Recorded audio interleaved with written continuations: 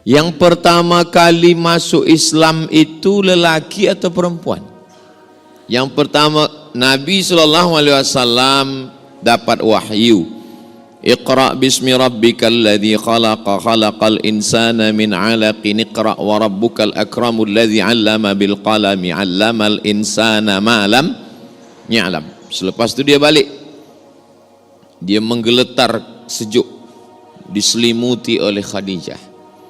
Dan Khadijah membawa Nabi Muhammad SAW kepada seorang lelaki saudara dia namanya Waraqah bin Naufal.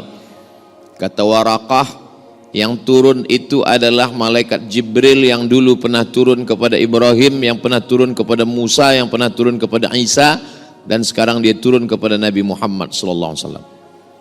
Maka yang pertama kali percaya itu adalah Khadijah. Khadijah itu lelaki apa perempuan? Perempuan. Abu Bakar Siddiq selepas itu. Yang pertama kali beriman kepada Allah, yang Rasulnya adalah Nabi Muhammad SAW adalah perempuan. Yang pertama kali masuk surga lelaki atau perempuan? Nampaknya perempuan ini menjawab perempuan semua. Waktu Nabi SAW masuk ke dalam surga, Nabi memandang ke belakang. Nabi tengok di belakang itu seorang perempuan. Nabi bertanya, kenapa kamu masuk surga? Perempuan itu menjawab, saya membesarkan anak-anak yatim. Kematian suami, dia jaga dirinya, dia jaga harkat martabat kemuliaannya, dan dia jaga anak-anaknya. Maka dia masuk surga di belakang Rasulullah sallallahu alaihi wasallam. Surga di bawah tapak kaki. Belum ada lagi hadis surga di bawah tapak kaki ustaz. Tak ada. Ada seorang lelaki datang menjumpai Nabi Muhammad SAW.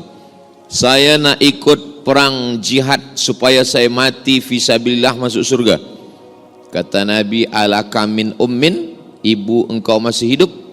Kata dia, ada. Kata Nabi, ilzam rijlaiha fathammal jannah. Kau jaga kedua kakinya, maka engkau akan masuk surga. Menjaga kakinya saja masuk surga, apalagi memuliakan kepalanya. Begitulah perempuan. Makanya ada satu kalimah hikmah, bukan hadis Nabi, an-nisa imadul bilad. Perempuan itu adalah tiang negeri. Idza salahat salahatil bilad. Kalau perempuannya baik, negeri menjadi baik. Wa idza fasadat, kalau perempuan rosak, fasadatil bilad, maka negeri pun menjadi baik. Saya sudah datang ke Brunei Darussalam dari tahun 2007. Sekarang sudah 2024. Barulah saya tahu rahasianya kenapa Brunei Darussalam ini baik. Rupanya karena ada perempuan-perempuan yang baik. Yang baru hari inilah jumpa saya secara khas. Selama ini dia di belakang saja, tak nampak. Hari ini Masya Allah, tabarakallah. Langkah, rezeki, pertemuan, maut, kuasa Allah subhanahu wa ta'ala. Tajuk kita pagi ini mengelakkan fitnah wanita akhir zaman. Saya ringkaskan pada 7 fitnah. Kenapa 7 Ustaz? Kalau nanti ada Ustaz yang sebutkan fitnah wanita ada 10, ilmu dia lebih banyak. Kalau ada Ustaz yang katakan fitnah wanita ada 3, waktu dia lebih sikit. Saya hadkan pada 7 supaya kita boleh ingat baik-baik. Yang pertama fitnahnya adalah la takhda'na bil qaul. Jangan bersuara lemah gemulai. Tak boleh. Sebab kenapa tak boleh? Yatma'alladzi fi qalbihi marad. Ada lelaki fi qalbihi marad, di dalam hatinya ada penyakit. Bila dia dengar suara perempuan yang lemah gemulai mendayu-dayu, dia langsung dia terus macam kerasukan setan. Sebenarnya setan tak ada ganggu dia.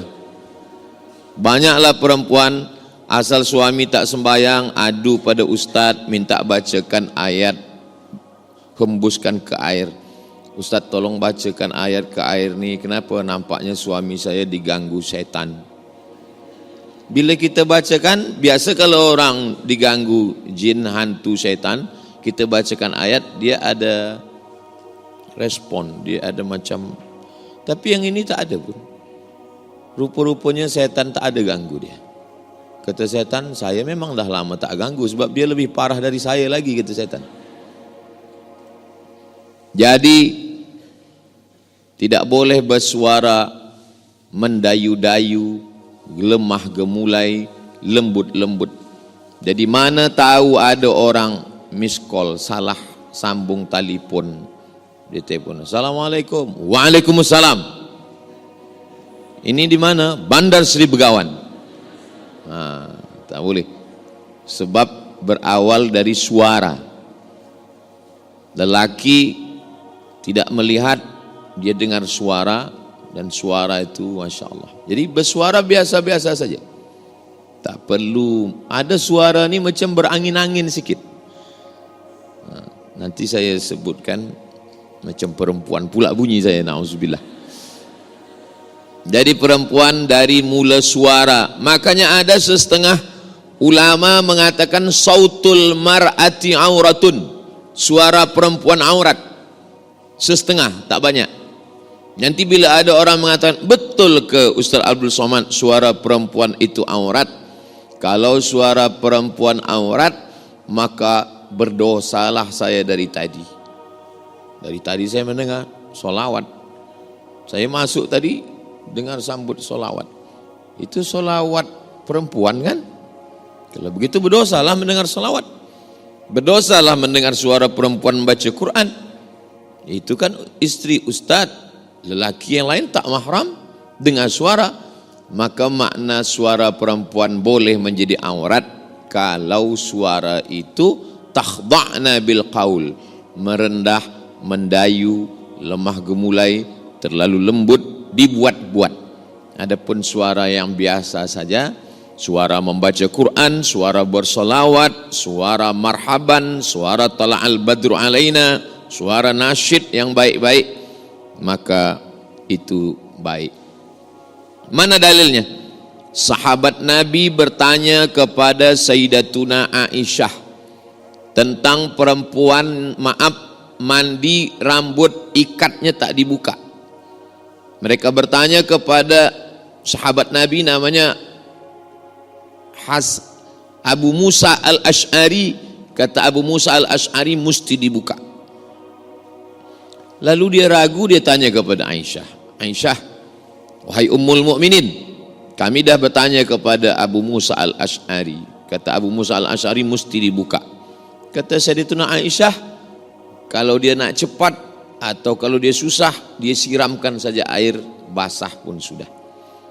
Macam mana sahabat lelaki boleh mendengar suara Aisyah kalau suara itu aurat?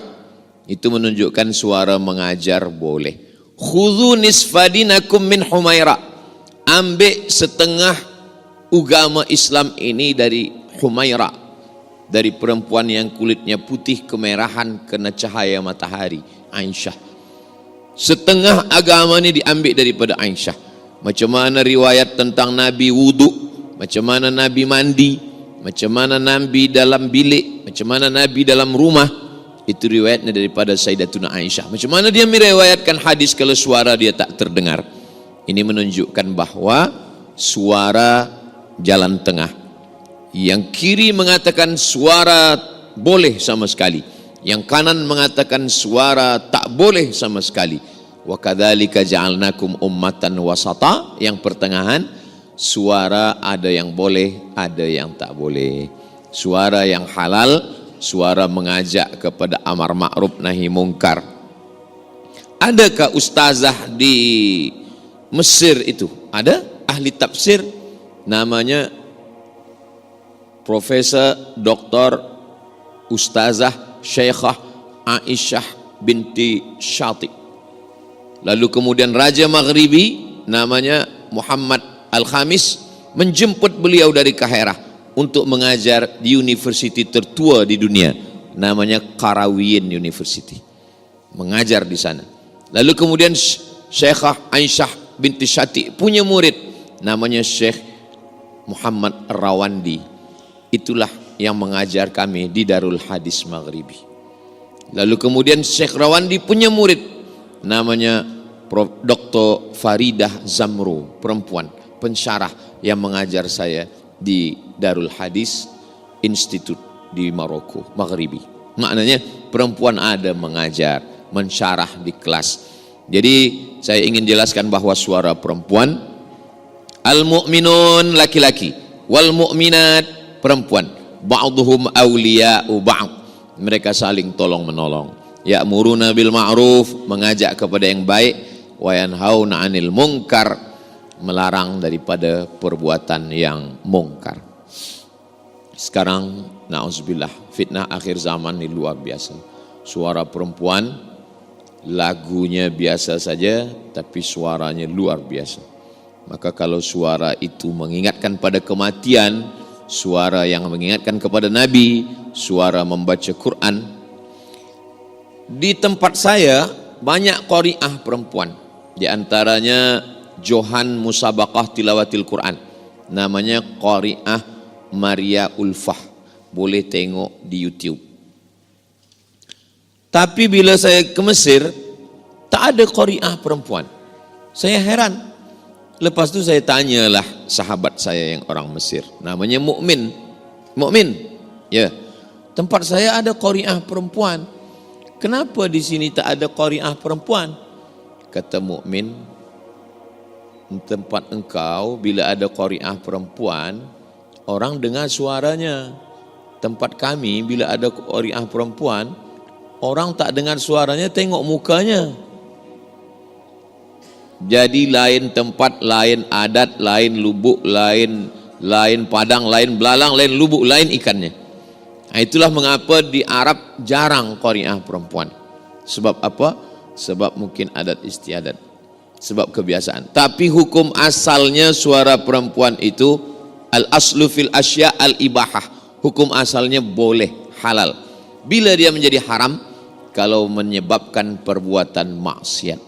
Bila dia menjadi haram, kalau memancing nafsu syaitan dan kepada yang buruk. Dalil pengambilan hukum dalam Islam ini ada 10. Quran, hadis, ijma', qiyas, syar'u man qablana, sadduz zara'i, qaulus sahabi, istihsan, istishaf, urf. Salah satu dari yang 10 ini adalah sadduz zari'ah. Sadduz zari'ah, menutup celah, menutup lubang. Apa hukum lelaki perempuan tidak mahram duduk di tepi lebuh raya yang ada kerusi? Setengah orang mengatakan mubah, boleh, sebab dia tak berdua-duaan, dia tidak berkhalwat, sebab ada orang ramai lalu lalang. Tapi setengah ulama mengatakan haram. Mana dalilnya haram? Sadduz zari'ah, menutup celah. Ustaz Abdul Somad, ya, apa hukumnya saya ambil number kawan saya, sesama penuntut ilmu pelajar? Dia belajar, saya belajar, saya ambil number dia. Dia perempuan, saya lelaki. Kata saya haram. Mana dalilnya? Dalilnya sadduz zari'ah, berawal dari ambil number, lama-lama say hello, lama-lama dan seterusnya. Maka menutupnya itu lebih baik daripada membuka. Oh, jadi kalau kami ambil tak boleh? Tak boleh, haram. Ustaz, kenapa boleh? Sebab ada isteri saya tengok. Jadi dalil pengambil hukum tidak hanya sebatas terhad pada Quran dan Sunnah. 10 itu dikaji dalam ilmu namanya usul fiqh. Kalau halal, haram, makruh, mubah, sunat, sunan muakkad, itu namanya fiqh. Adapun ilmu yang menghasilkan hukum itu namanya usul fiqh. Usul adalah asas dasar daripada keluarnya hukum itu. Usul fiqh. Begitulah tentang fitnah yang pertama. Rasa-rasa dari penjelasan saya yang pertama nih, muslimat semua pernah tak mendengar suara yang merosakkan umat? Rasa-rasanya yang saya cakapkan nih ada tak terjadi zaman sekarang? Alhamdulillah. Kalau yang saya khawatirkan itu bila saya tanya, yang saya sampaikan nih ada tak? Rasanya tak ada lah Ustaz Somad. Bila rasa ada, berarti rasa yang saya tahu, yang saya rasakan, yang saya sampaikan ini rupanya terasa juga oleh jamaah. Baik suara penyanyi atau suara reporter atau suara pengacara atau suara apapun dia, kalau menyebabkan terbukanya pintu perbuatan maksiat. Bagi lelaki bila dia dengar, dia matikan. Sebab apa? Sebab itu pintu masuknya setan. Setan itu, kerja setan itu macam menengok api di lalang kering. Bila ada api, baru setan kerja dia mengkipasnya saja. Kalau tak ada api dia tak boleh. Apinya itulah suara perempuan itu. Bila ada suara itu, baru dia kipas. Makanya bila ada api, kita siram lekas dengan air, padam. Selepas padam, setengah mati setan mengkipas, dia tak akan. Sebab pintunya sudah ditutup. Pintu melalui telinga. Inna sam'a, dari telinga, wal basar. Mendengar suara, ingin menengok. Selepas nampak, berfikir.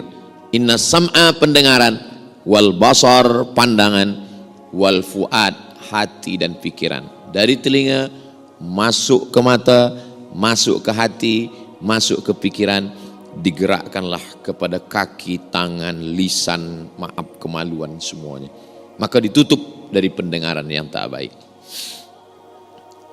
Yang kedua, la yadribna bi arjulihinna, tak boleh memukulkan kaki ke lantai.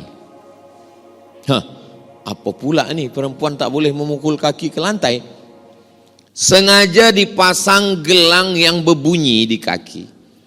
Selepas itu bila lalu dipukulkan ke lantai, supaya dia berbunyi bergemerincing, kerincing, kerincing, kerincing, kerincing, untuk menarik perhatian orang banyak. Saya pernah bertamu ke rumah orang. Saya duduk di bawah.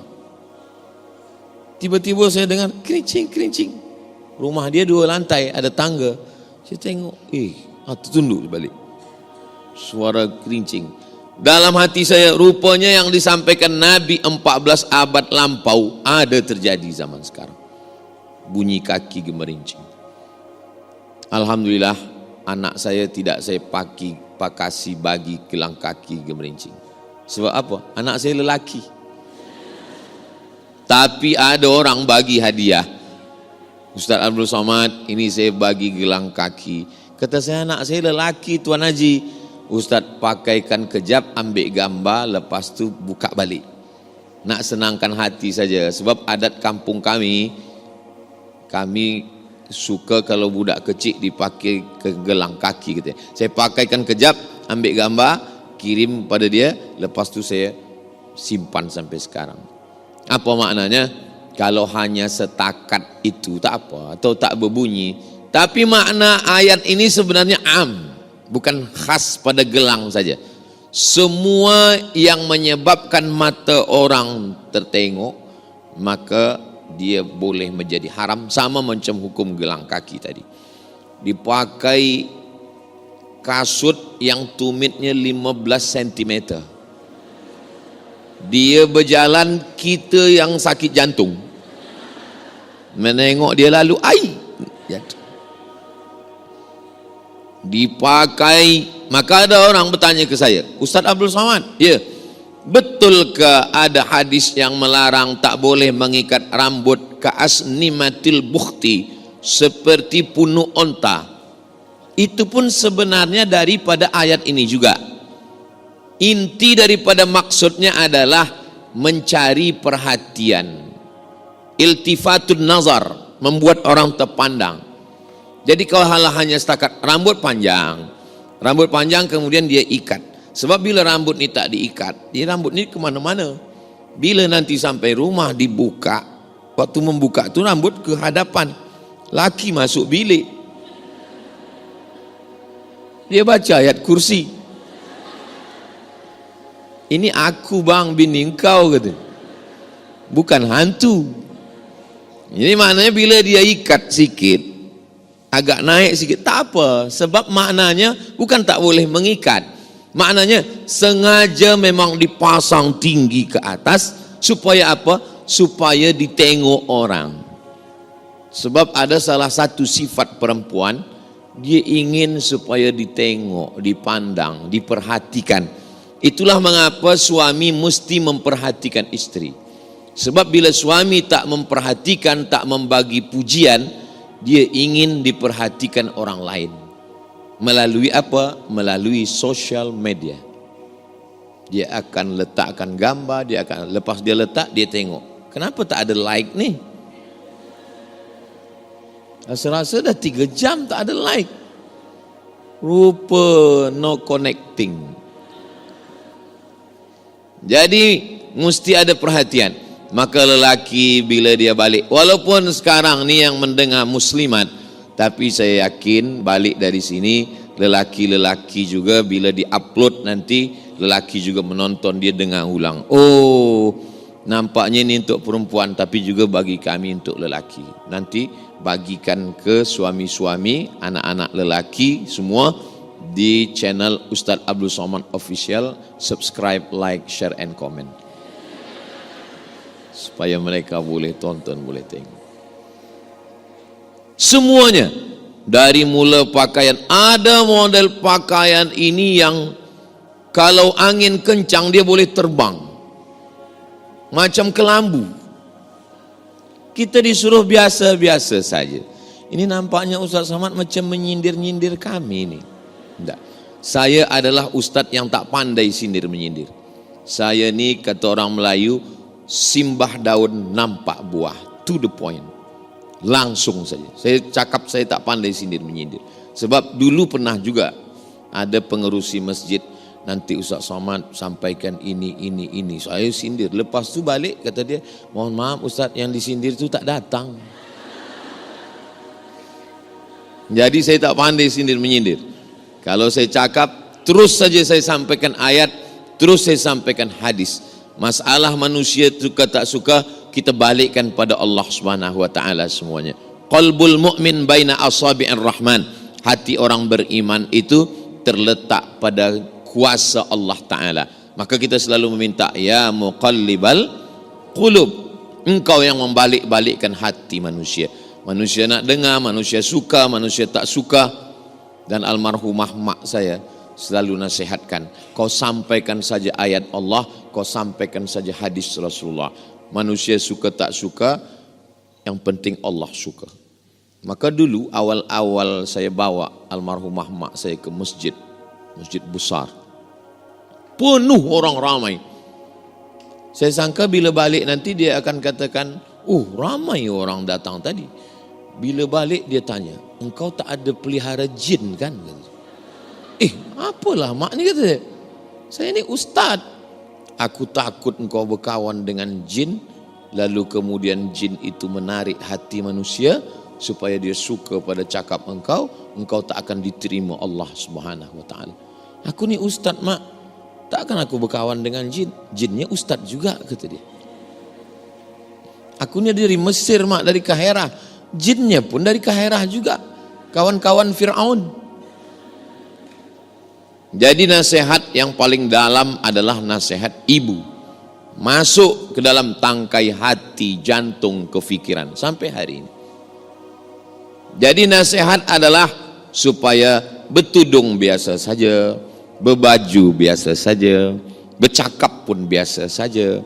Engkau berlebih bukan kerana tudungmu, engkau berlebih bukan kerana pakaianmu, engkau berlebih kerana akhlak di hadapan Allah Subhanahu wa taala. Pertama, suara, Yang kedua, kaki.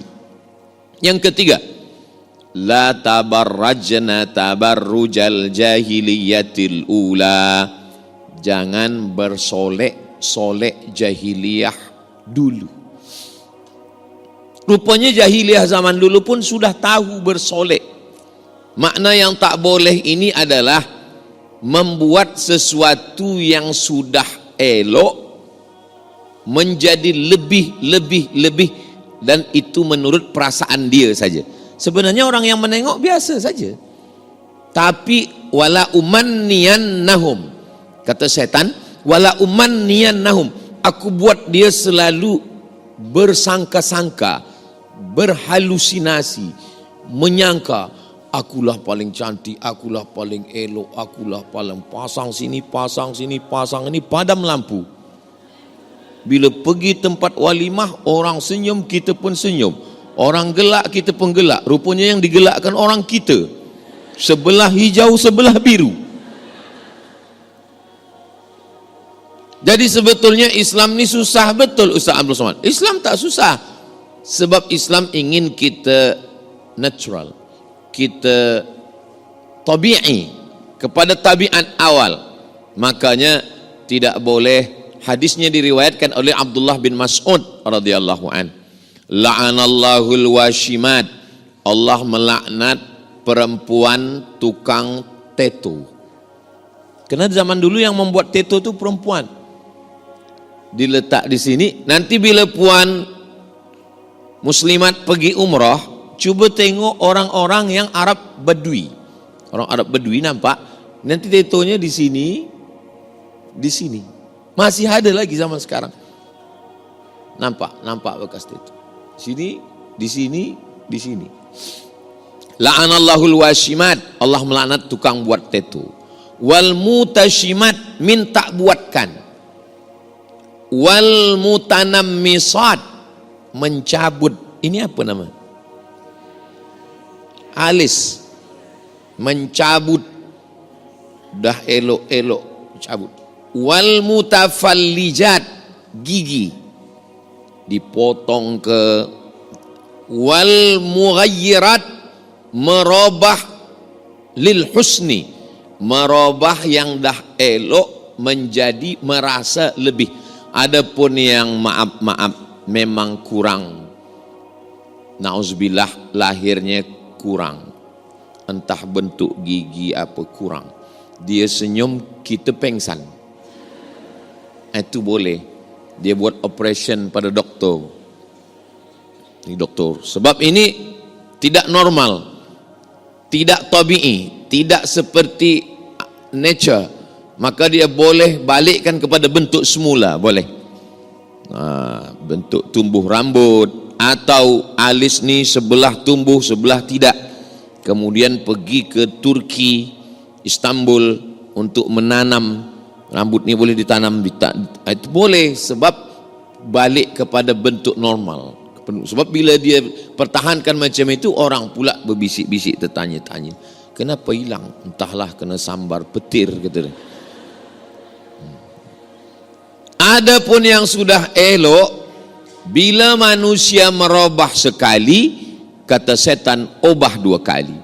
Pertama ubah ini, setelah itu ubah ini. Kata setan, ini kurang panjang, kunjukkan sikit. Nanti buatkan lesung pipit sini. Sudah ada sini, buatkan sini, buatkan sini. Saya macam-macam. Ini. Na'udzubillah. Semua. Padahal sebenarnya itu dia saja dalam pikirannya merasa. Karena bisikan setan. Sebetulnya kita yang menengok biasa saja. Orang yang sudah berpuluh kali operation, bila kita tengok, muka orang sama semua. Muka yang buatan manusia itu sama. Saya bila bercakap macam ini, baik muslimat yang ada di masjid, salihin, maupun yang mendengar melalui streaming atau yang nanti melalui channel, kunci mendengar tazkirah Ustaz Abdul Somad dan ustaz-ustaz lain satu saja, jangan tersinggung. Beberapa jamaah mendengar tersinggung, balik meninggal. sebab kita nak belajar. Saya tak tahu Bila saya tazkirah ke masjid, tidak ada boleh orang membisik-bisikkan sesuatu ke saya, dan saya tidak mahu. Pengerusi masjid tak ada, Puan Khadijah tak ada, sesiapa pun tak ada. Saya menyampaikan kerana Allah. Bismillahi tawakkaltu 'ala Allah, la haula wala quwata illa billah. Jangan nanti bila dengar, nampaknya tertuju ke saya ni. Tak begitu. Apalagi mata ustaz tu tadi agak ke saya pula. Pasallah saya ceramah menengok ke bawah. Artinya ini untuk kita semua. Nanti di akhir majlis saya tetap minta maaf. Ada kata yang tak berkenan di hati, menyinggung perasaan. Galah patah boleh disambung, kaca retak boleh direkat, hati yang sakit kemana ubat akan dicari. Boleh untuk tulis baju t-shirt belakang. Kaca retak boleh direkat, galah patah boleh disambung, hati yang sakit kemana obat akan dicari. Tapi jangan lupa tulis bawah UES. Apa ni? Waktu dah habis? Belum? Baru 3. Yang keempat adalah la yakhluwanna rajulun ma'amra'atin illa ma'azi mahramin. Tidak boleh berdua-dua lelaki dengan perempuan bila tak ada mahram. Puan Haji, saya nak bawa anak gadis ni sebentar, nak berjalan-jalan ke tepi pantai, ke tepi laut, ke tepi hutan. Tak boleh. Kalau engkau nak bawa, saya mesti ikut, kita bertiga. Rupanya anak lelaki ni pandai pula. Mak Haji, kata Nabi, bila ada lelaki perempuan berdua, yang ketiga tu syaitan. Eloklah kami berdua saja, kata dia. Orang zaman dulu kalau nak jahat, buat jahat aja, buat dosa, buat dosa. Orang sekarang, dia buat jahat, dia buat dosa, dia tahu pula dalilnya. Inilah akhir zaman ni. Maka kita mesti pandai-pandailah jaga anak perempuan supaya jangan lahir. Tapi Ustaz Abdul Somad, anak perempuannya elok, mak perempuannya pula. Dari pukul 8 pagi di office, 8 jam sehari. 9, 10, 11, 12, 1, 2, 3, 4. 8 jam dengan laki orang, 2 jam dengan laki sendiri. Berawal dari jumpa, bercerita, merasa tenang, na'udzubillah. 6 langkah syaitan. Yang pertama, nazratun, pandangan. Selepas memandang, fabtisamun, senyuman. Selepas senyuman, fasalamun, salam. Macam mana suara kambing? Be. Macam mana suara ayam? Kuku kuku. Macam mana suara kerbau? Mo. Macam mana suara buaya? Hai sayang. Pertama, nazratun, pandangan. Yang kedua, fabtisamun, senyuman. Yang ketiga, fasalamun, salam. Yang keempat, fakalamun, mula bercakap. Yang kelima, famau'idun, temu janji. Yang keenam, faliqaun, berjanji.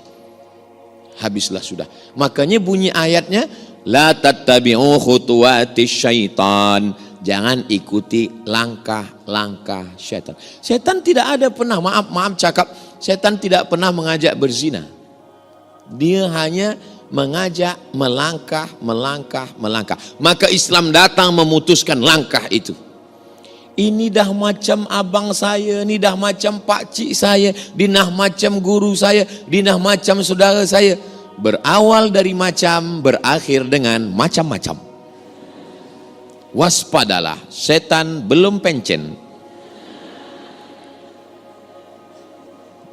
Maka bunyi ayatnya, la taqrabu, jangan mendekati.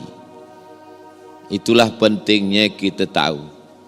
Saya bila ada jadwal ke Brunei Darussalam 4 hari. Hari Rabu, hari Khamis, hari Jumat, hari Sabtu bertolak.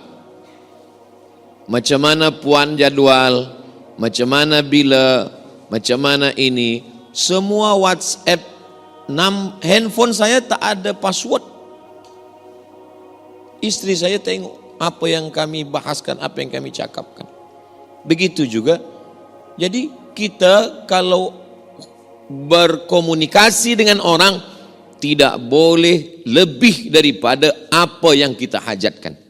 Tidak boleh bercerita kepada orang membuat kita tenang, walaupun itu ustaz, walaupun kita guru. Ustaz Abdul Somad, saya nak menceritakan sesuatu nih, datang ke rumah. Kalau kita ke tempat makan, jangan, nanti saya membayar.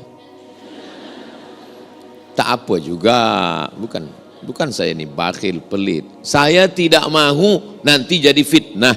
Datang ke rumah, nanti istri saya ada, dia akan dengar.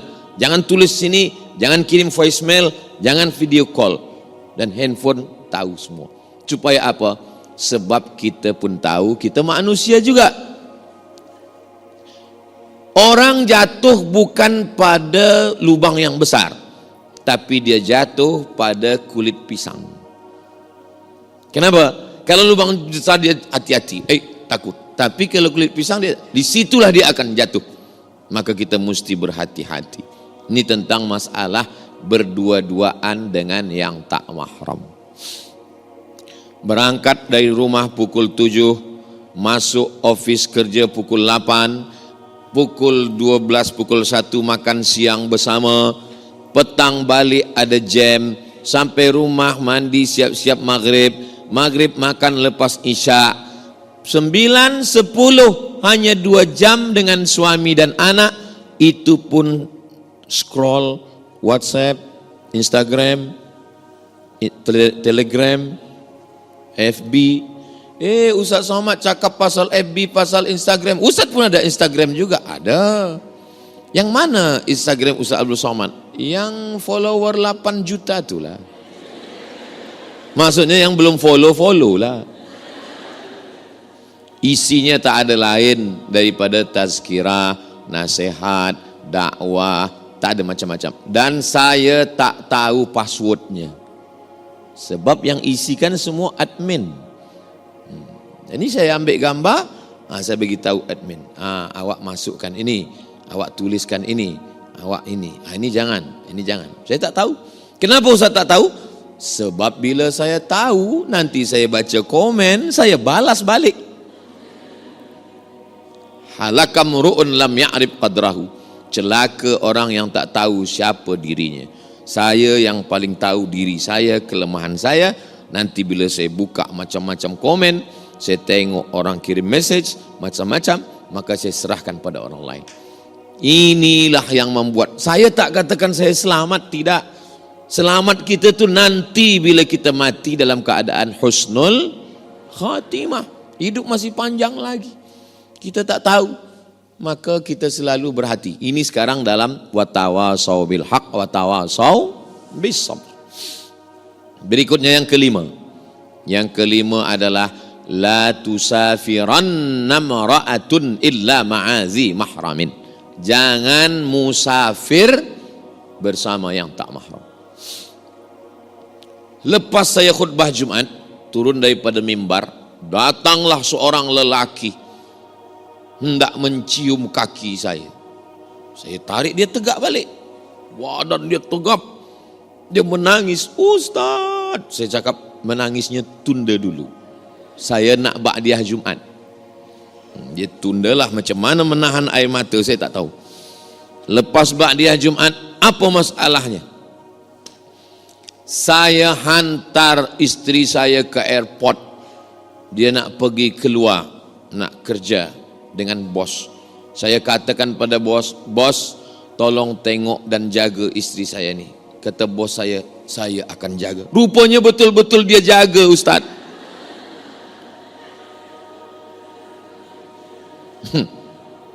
Dah berapa lama? Dah 2 tahun, Ustaz. Macam mana nih Ustaz? Putuskan daripada office dia, awak pindahkan tempat lain, awak pegang handphone dia, putuskan kontak, jaga. Bawa malam tahajud, baca yasin, berzikir, weekend pergi jalan, dekatkan hati perasaan. Macam mana boleh? Siap Ustaz. Bismillah, bismillah. Lepas sebulan telefon. Ustaz, boleh kita jumpa makan sama siang ni? Okey. Mana ada doa tolak makan? Yang ada tolak bala. Bila jumpa menangis lagi. Apa menangis ni? Hati saya tak boleh menerima, Ustaz. Rupanya lelaki, setegap apapun badannya, dia tak boleh menerima perempuan yang pernah melakukan kesalahan. Itu yang dapat saya fahami. Mulutnya berkata sanggup. Tapi kata awak bulan lalu kata awak sanggup. Itulah Pak Ustaz, mulutku berkata iya. Tapi hatiku tidak Pak Ustaz. Pikir dulu pendapatan, sesal kemudian tiada gunanya. Maka pikir elok-elok. Karena lelaki susah untuk menerima. Kalaupun dia menerima, bukan kerana perempuan, tapi kerana anak, kerana itu, kerana ini dan lain-lain. Ini saya tidak ingin kita bercerita, ini kan zaman dulu, ini kan dalam Quran, ini kan dalam hadis. Yang saya ceritakan adalah true story. Kisah kenyataan yang ada di zaman ini dan dialami oleh jamaah. Tapi nama tak boleh sebut. Nanti bila dia dengar, macam kisah aku tu. Dia pun dapat pahala sebab kita tidak menceritakan nama orang. Dia dapat pahala sebab dari cerita dia itulah orang akan ambil iktibar pelajaran bahawa di zaman ini na'udzubillah maka tak boleh musafir. Bila ada orang nak kontak, nak tanya ustazah macam mana, dia tanya ustazah yang lain. Ustazah lain akan sampaikan. Maka laki-laki mesti ada cemburu. Tapi janganlah pula sangat cemburu hingga tak boleh beli sayur. Kenapa kita siang ni tak ada makan, tak ada ikan? Itulah abang cemburu, aku nak beli ayam cemburu, nak beli itik cemburu. Ada atuk-atuk tua pun cemburu juga. Ini namanya cemburu buta, cemburu buta. Tapi lelaki yang tak ada cemburu, la yadkhulul jannah, tak masuk surga. Siapa itu ya Rasulullah? Dayyus. Dayyus. Jangan bagi nama anak Dayus. Apa makna Dayus? Allazi la yagharu ala maharimihi. Tak ada rasa cemburu. Nauzubillah. Salah satu sebab kenapa orang Islam tak boleh makan khinzir, sebab dia salah satu haiwan yang tak ada cemburu. Beza dengan ayam. Ayam jantan berdua berkelahi sampai tetes darah penghabisan. Apalagi ayam kampung, apalagi ayam hutan. Kata ayam, lebih baik putih tulang daripada putih mata. Ayam tak ada cakap macam itu, kata saya. Tambahan sikit dari saya. Ayam begitu, tapi khinzir tidak. Dia tak ada cemburu. Maka makanan yang kita makan, kenapa tak boleh makan betaring? Kenapa tak boleh makan bekuku? Sebab dia buas. Maka makanan akan masuk sifatnya ke dalam badan kita. Jaga makanan kita. Sebab makanan itu mempengaruhi cara kita berpikir. Makanan berubah menjadi darah. Darah, semangkuk makanan berubah menjadi setetes darah, masuk ke dalam jantung. Dari jantung naik ke otak. Yang merenung jantung, yang berpikir otak. Darahnya darah daripada yang haram, berpengaruh kepada fikiran kita. Itulah kenapa kita tak boleh makan yang haram-haram. Kulu, makanlah min thayyibat, yang baik-baik. Yang keenam,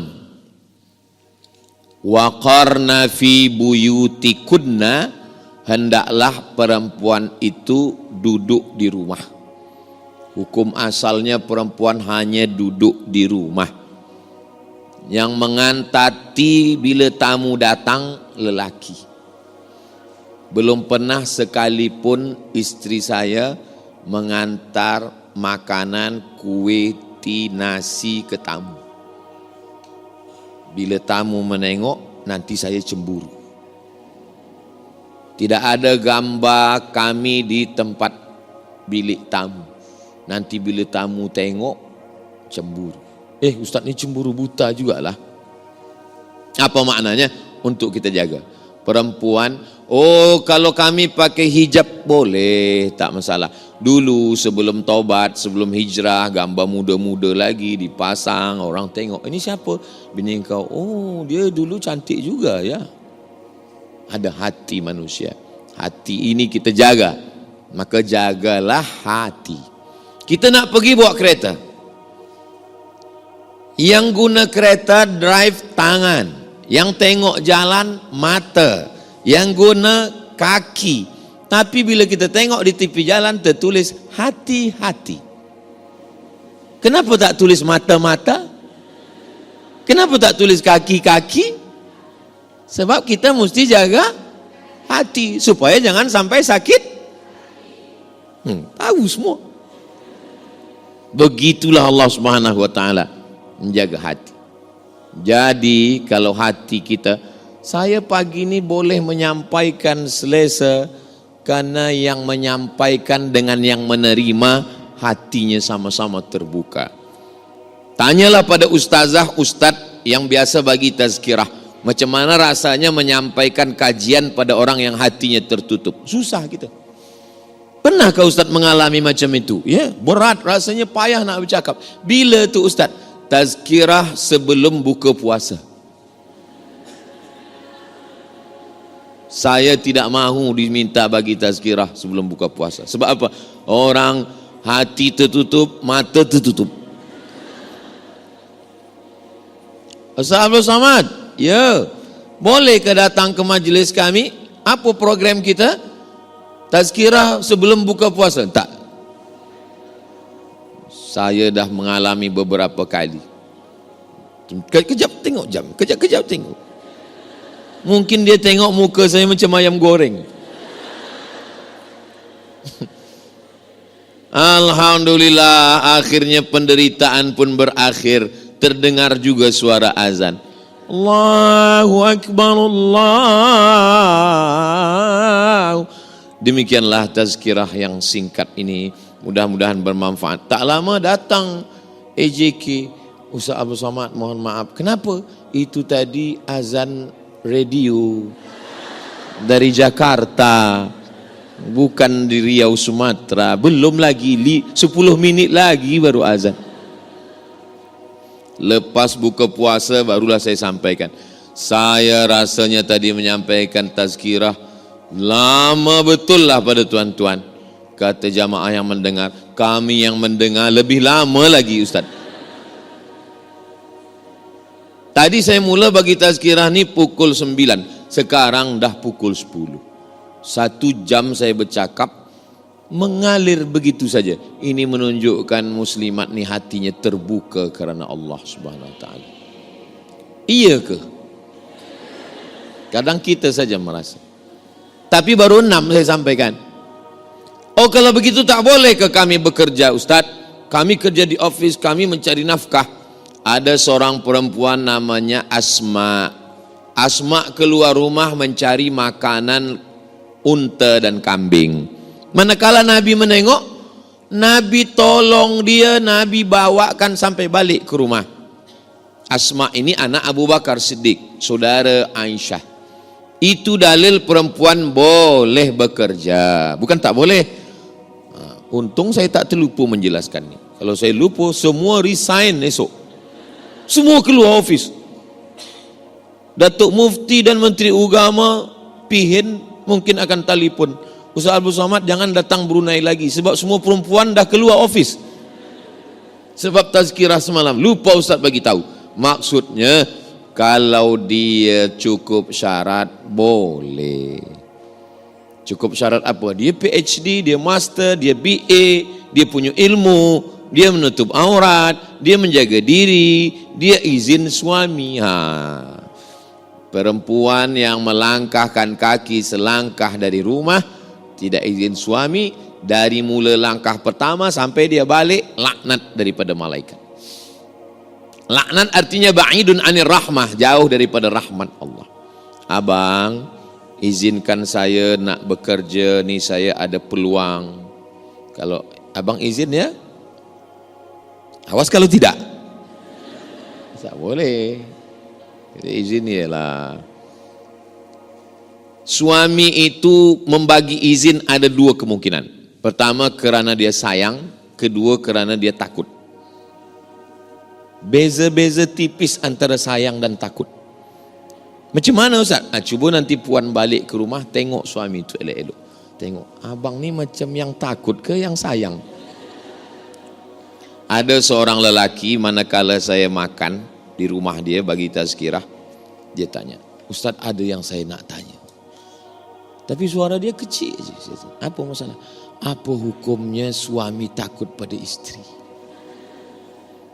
Saya pun jawab pelan juga. Suami yang takut pada isteri, dia tak kena azab kubur. Hah? Kenapa tak kena azab kubur Ustaz? Sebab kata malaikat, yang ini tak usah kita azab. Sebab dia dah terlampau azab di dunia.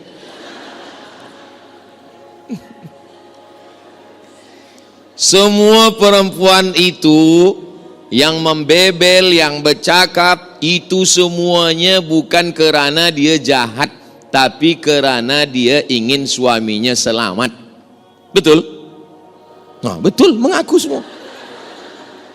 Abang di mana, balik pukul berapa, mana duit, ini ada kain, jangan lupa bawa sembayang, ini dah sembayang atau belum, miss call, ini dah di mana, dengan siapa, di mana, tanya. Kenapa Ustaz tahu? Sebab banyaklah jamaah kejap-kejap ambil gambar dengan saya, kejap-kejap ambil gambar. Lama-lama saya, awak dah ambil gambar hari ini 3 kali, kenapa? Nak kirim pada orang rumah Ustaz. Sebab bila saya kirim ke dia dengan Ustaz, dia tenang. Engkau dengan siapa? Aku dengan kawan yang mancing. Oh, kamu mancing apa ni? Mancing masalah. Dengan siapa? Dengan Ustaz Somad. Alhamdulillah. Padahal dengan saya kejap je, lepas tu dia pergi. Maka perempuan boleh bekerja atau mohon maaf, pendapatan suami kurang.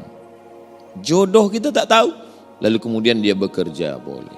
Abang, aku ni bekerja. Sebab apa? Sebab nanti bila ada zakat, aku bagi zakat. Mana boleh isteri bagi zakat ke suami? Suami dapat duit, isteri dapat duit. Apa beza duit isteri dengan duit suami? Pada duit suami ada hak isteri, nafkah namanya. Tapi pada duit isteri tak ada hak suami. Duit puan 100% untuk puan. Tak ada hak anak, tak ada hak suami, tak ada untuk air, tak ada untuk lampu, tak ada untuk kereta, tak ada untuk semua 100%. Yang lain suami bayar. Tapi apa kata seorang isteri? Aku bagi engkau ni semua. Jangankan duit ni, nyawa aku bagi. Satu-satunya kesalahan aku dalam hidup ini adalah jatuh cinta pada kamu. Orang kalau sudah sayang, semua dia bagi. Yang last sekali, yang ketujuh adalah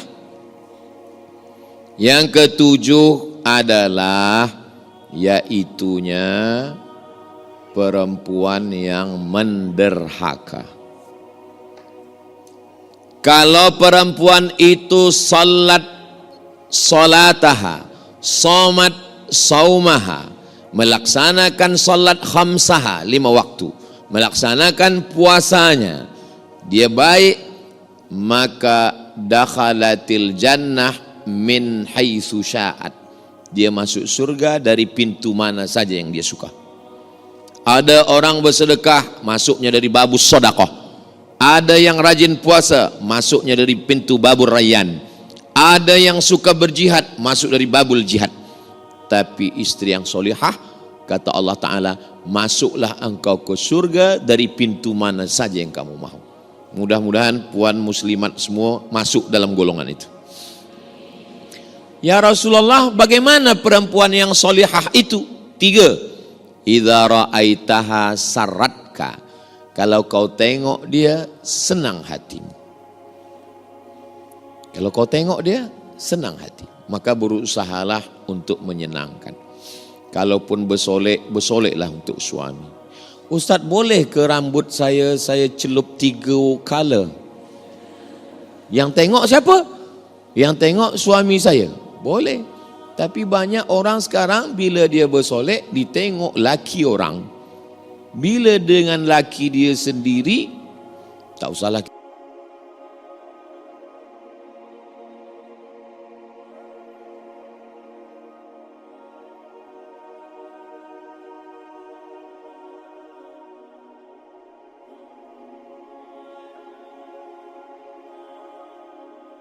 Dalil dari Al-Quran Ali Imran ayat 15. Dijadikan indah pada pandangan manusia kecintaan kepada opopah yang diingini, yaitu wanita, anak-anak, harta yang banyak dari emas, perak, kuda pilihan, binatang ternak, dan sawah ladang. Itulah kesenangan hidup di dunia dan GCC alala, tempat kembali yang baik surga.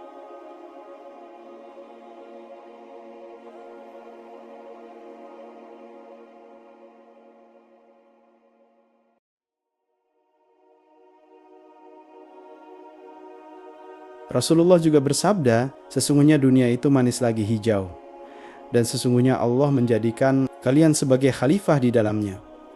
Lalu dia melihat bagaimana kalian berbuat, maka hati-hatilah terhadap dunia, dan hati-hatilah terhadap wanita, karena fitnah pertama yang menimpa Bani Israel adalah fitnah wanita. Hadis riwayat Muslim.